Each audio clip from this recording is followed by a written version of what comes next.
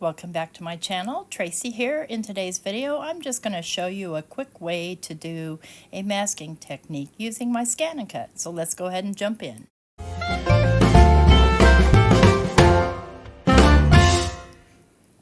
So hello, here's my secret right here, right up front. I'm going to be masking off these little kind of intricate little stamps. And what I use, this is the 4-inch mint tape from scrapbook.com, and I will have that link, and it is an affiliate link listed down below. So I'm going to grab my MISTI tool, and I'm going to rip a piece of this off of here. I don't know what I just picked off there. I think my magnet. I didn't need it on there because this is sticky already. I'm just going to rip a piece off, and I'm going to stick it down to my MISTI tool.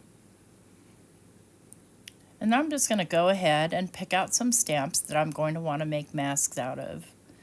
Now, this will not be the waterproof mask that you've seen me make before using my Cricut vinyl.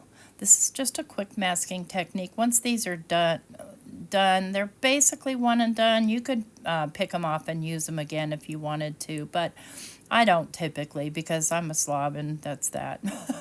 I just don't take the time to like clean them off and all that thing because it's just thin mint tape. So I'm just picking and choosing a few here, and get as many on there as you need. And you can double this up, so you can do this one and do another one and stick it to your Scan and Cut mat and stick them all out, cut them all out at once if you wanted to. Anyway, I'm doing this by request. One of my subscribers asked that I do just a little bit of a longer video on how I make masks. And the only thing, if you try to make masks out of mint tape and you fussy cut the mint tape, you really should stick it to a piece of paper first so that, your scissors glide easily. But this is a no scissor, quick, easy method here.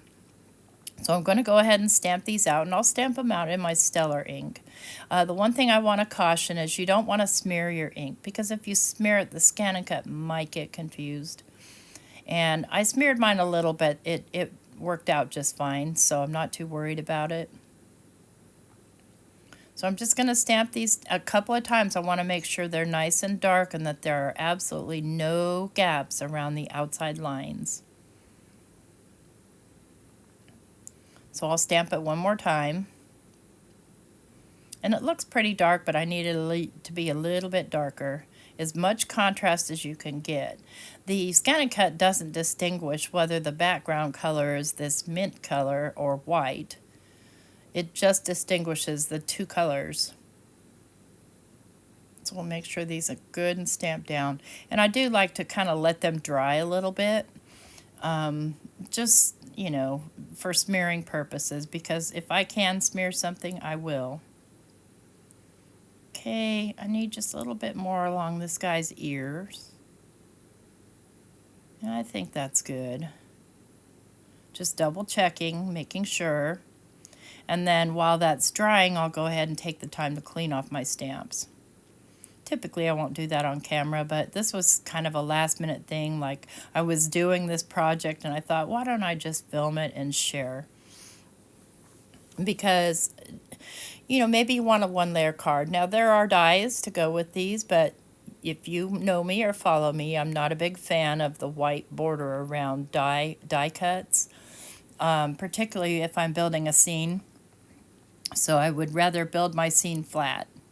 So I'll go ahead and put my stamps back, and this is going to give this a little bit more time to dry. And besides that, these are quite small. You can see how small they are. And these stamps, by the way, these are the Woodland creatures. Anyway, I'll list it down below. Woodland something or other. From Simon Hurley. We'll get this deer down, then we'll get this little pigeon down.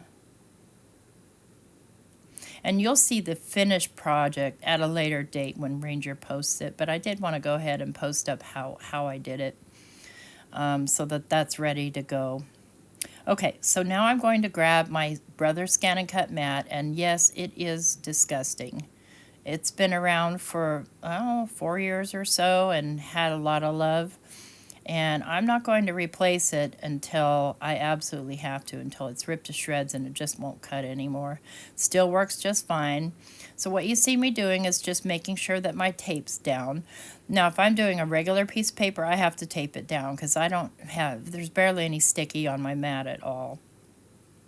So we're going to go over to the scan and cut, and let's see here. I'm going to press scan, and I want to direct cut, and I want it to save to the machine, and then I'm going to press start. And I had already loaded my mat. I forgot to film that part. So what it's doing now is it's just going to scan this, and this is an older model. And let me just scoot you in here so you can see what the screen looks like. And I will list the model in the description below. So what you get here is you get a screen that says frame the image, and sorry about my camera, I'm trying to get it. I don't have a mount over here, so it's on this weird gooseneck thing that so I'm just going to take a little stylus and I'm just going to frame the blue part. And it doesn't matter if I get outside the edges, just make sure that, you know, I can see everything that needs to be cut. And I'm going to click OK. Now the scan and cut will do its little recognizing number. And depending on the complexity of your image is how long that's going to take. And I can see from the screen that everything's going to cut out proper. So I'm just going to click OK. And then I'm going to click OK again because I don't want an offset. I'm going to click cut. It's going to process. Whoops, don't click that again. Click it, let it process again, and then press the little start button. And then I'll scooch this out so you can see it kind of cutting it out. It is the CM350. There's the model. So it's an older model. Your newer models are basically going to have the same function, but I would, you know, encourage you to, you know, defer to your user manual if it's different. But I don't think it's a whole lot different. There's just more functions that the newer models can do. So it cuts it out pretty quickly. And because the paper is so thin on the mint tape, it doesn't take any effort at all. You don't see my blade jerking around and things like that, like it might on a heavier piece of paper. It's just gliding nice and smooth throughout. Cutting out all those little bits inside the fox. It won't cut the bird's legs. They're just too skinny, and that's okay because they're black, so it won't matter. They don't need to be masked. But it just went and did those little antlers. And if your scan and cut isn't cutting on the lines like you want it to, you may need to calibrate it, and that's very, very easy to do, and there are tons and tons of videos on how to do that. So here we got finished cutting. I'm just going to click OK and unload my mat and meet you back at my desk. Okay, so here we are at the desk, and I'm just going to pull this off, and you can see that I've got all my little masks. I end up losing that little hedgehog. And I looked later, I'm like, where's my hedgehog? I thought I did a hedgehog. Well, and then I thought maybe I didn't. So I'm just going to grab my tweezers and carefully pull these off. You know, especially on this little fox, I want to, you know, you don't want to just jerk it off and rip his tail off. If you do, it's not a big deal. You can just stick it back on when you're ready to use the mask. So I've got all my masks ready here, and you can see the little antlers cut out and everything. It did a pretty doggone good job. So I'm going to start my project here, and I'm using, I think the initial project I did, which I ended up scrapping, I used watercolor paper because I wanted to watercolor my animals. I just didn't like the way they came out, so I did it again, only with alcohol inks, but never mind that. So the trick here is that, and I'm just placing these just kind of so I can get an idea for placement. The trick here is that the things that you want to show up in the front should be stamped down first. So I'm going to do the little snail and the little bird because they're going to be in the very front. And I'll just stamp those down with my Stellar ink. No, this is the one I alcohol marker colored. Okay. And again, you'll see the finished project at a later date. But I just wanted to show you the basics. Okay, so now I want to mask these off because I want to put some characters behind them. And so I think I'll have the fox. So if you think about how that's going to be, part of that's going to be covered up by the snail. And that's okay. I don't need his whole self to show. And then part of this little raccoon will be covered up by the pigeon. So I'll go ahead and stamp those down.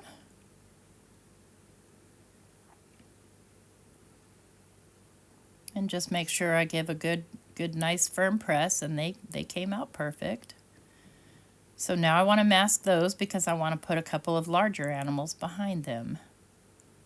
So I'll go ahead and mask off the little fox. And we'll go ahead and mask off the little raccoon. Mirror you, get straight. Get as straight as you possibly can. You know, if there's a little tiny halo, it's no big deal. It's a handmade card. All right, we're going to do the deer over here a little bit. And we're going to do the wolf over here. And so you see now I've got 2 layers of mask, and this will be my 3rd layer of mask.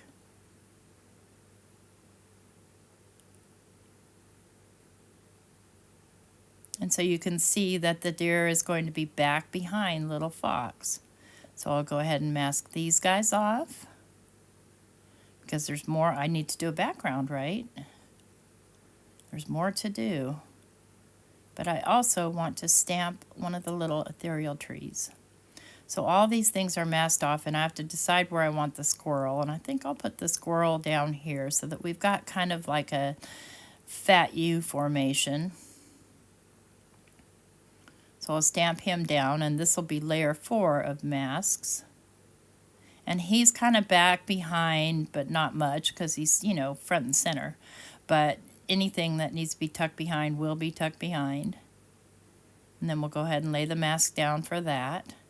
Then I'm going to grab one of the ethereal trees. And friends, we're not going to mask this because this is going to be silhouette stamped. So it doesn't matter. I'm going to stamp it in black. And because I'm going to be doing some ink blending, I'm going to stamp that in some VersaFine Clair and Nocturne so that it doesn't get disturbed by my ink blending with the water, you know, with water-based inks, because it's waterproof. Blah, blah, blah. Trying to fill in words, friends. All right. Let's make sure that gets nice and dark. Clean off my stamp here a little bit, set it aside. I'm going to pull this out of the platform, and I'm going to make sure that that VersaFine Clair ink is dry. So what I've done here is I've cut a little circle with my 2-inch punch, and I'm kind of looking at where my animals are, and I'm just going to kind of draw, I don't know, a hill situation. And a lot of that won't even show, and you'll see later. And then the circle, again, I just punched that out of a piece of scrap paper. And I'm laying this kind of where I want it so that they have something they can be standing on. And I'm going to grab my little mint tape here.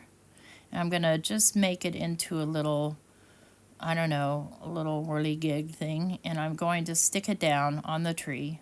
And that's going to be where my moon goes. And then I'll just take a couple of magnets and sit this down here so that I can do some ink blending here. And so I'll go ahead and just grab my Stellar Inks here. I'm going to grab the Guppy first. So I want this to be kind of an evening sky. And I'm stamping off, and then I'm starting out on my mask, and I'm just kind of doing in a circular motion around the mask. And I am holding onto my mask because in my experience, they do fall off when you do them that way. I could have punched it out of some of the mint tape if I wanted to, but I didn't. So, because again, then you need to stick it to a piece of paper before you punch it. So I might as well just punch the paper and save my tape. So I'm coming in here now with some Prom Queen, and I'm using the dye ink here on this one. And later on, you know, before the final product, I definitely come in and do a second coat of my colors, but this was mainly so I could demonstrate for you the masks and how they work out. It's a fun thing to do, and you get a nice flat card with, you know, that looks like it has dimension. And particularly when you come in and do the shading that I do, after I've stamped and colored everything, and I'll color these with alcohol markers. So I'm just coming in and come in with whatever colors you want and in whatever configuration, if you want just a straight horizontal lines or if you want to go around your focal moon, however, you do you, boo. All right, so I've got my colors down, and now we're going to do the reveal, and this is the most satisfying part. Now I may come in and do some color, and I do end up doing color, and I actually kind of regret it, but I fix it later, so never mind. I'm going to grab one of my brush sticks, I think, and some Simon Hurley and some Wolf, and just add a little bit of shading there in that snow before I reveal my animals. And this is where it messes up. I'm just not happy with how that comes out. So I try to water it down, and that kind of works. But later on, I just do some more finagling with white ink and whatever I can to make it look the way I needed it to actually look. The brush sticks actually kind of failed on me there is what happened. It just didn't put the ink on as smooth as I wished it would. But here we go. Let's do this reveal. So I'm getting the first layers. Come on, little wolf. And then the next layers. And there you can see my animals are all kind of back behind each other, standing around the tree. I'm just going to take a little bit of water and see if I can fix that error of my ways. But never mind that, because that's not what this video is about. But I started to film the whole process, and then it was just taking too long, so I gave up on that and said I'll keep the scan and cut part and show the reveal just so people can get an idea. So now all I need to do is color my animals and add in my shadings and things that I like to do. And that's easy masking with your scan and cut. So I hope that you learned something today, and thanks so much. Take care. Bye-bye.